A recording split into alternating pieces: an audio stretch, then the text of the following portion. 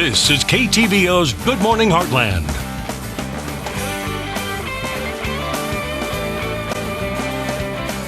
And welcome back. Frog season is just around the corner, and before you set out for your hunt, we want to make sure you're doing it safely and legally. We have Gary Miller from the Missouri Department of Conservation here this morning to share the rules and regulations. How are you doing? Doing well. How about yourself? I'm doing great. So before, during commercial break, we were just chit-chatting, and I told you that I was unaware of there being a frog season and people being able to hunt them. So right.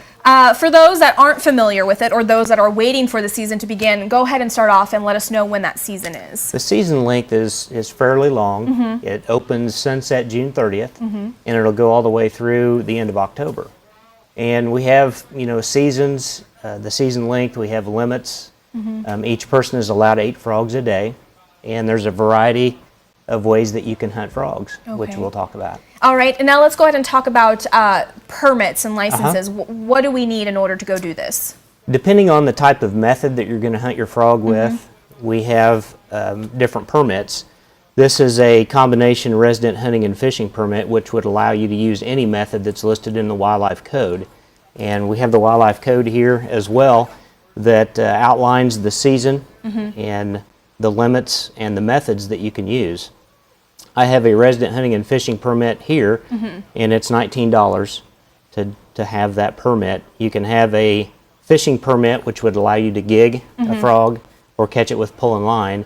A hunting permit would allow you to take frogs with a rifle or a pellet gun. Interesting. So now let's talk about what types of frogs are available for this season. So what are we looking for? We're looking at bullfrogs and green frogs primarily, which it's hard to tell the difference unless you're a biologist and can tell. So we have the season open for both the bullfrog and green frog. So those two frogs look similar to each other? They look very similar to one another. Now, how big are they? Does it depend? They range in size. Really? Just like people, the older they are, the bigger they are. All typically. Right. So now let's go ahead and talk about the different ways that you can hunt frogs. You brought this in, which is kind of scary. Yeah, I brought in a frog gig, and typically that's the method of choice for most frog hunters is to gig them with this, which is a fairly sharp instrument. Okay.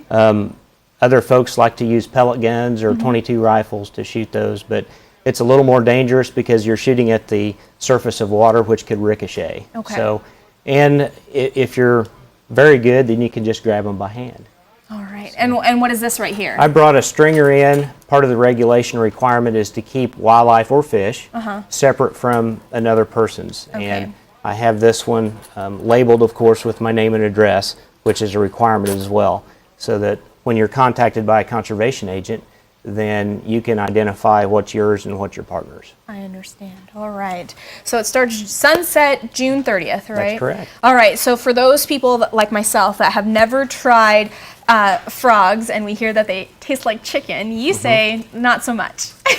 Everyone says they taste like chicken. I think they taste like frog legs. Frog legs. It's a little stronger taste than what chicken would be. What about the texture? Is it like chicken? Very much like. Okay, well that's good. I think I can try it as long as there's some seasoning on there. And you deep fry them, right? Yeah. Or do you cook them in the pan? When you can do either. Okay. If you cook them in a frying pan, a lot of times they'll jump around in the skillet. So it's kind of interesting. So I'll keep the cooking to you, and then once you have your frog legs ready, you can call me and then I'll try them. How about that? Sounds great. All right, Gary. Well, what we'll do is we'll post all of this on our website at heartlandconnection.com. We'll also link Missouri Department of Conservation's link to frog season, that has all the rules and regulations, the licenses, and all that stuff. So thank you so much for coming on. Yeah, my pleasure. And we'll be right back.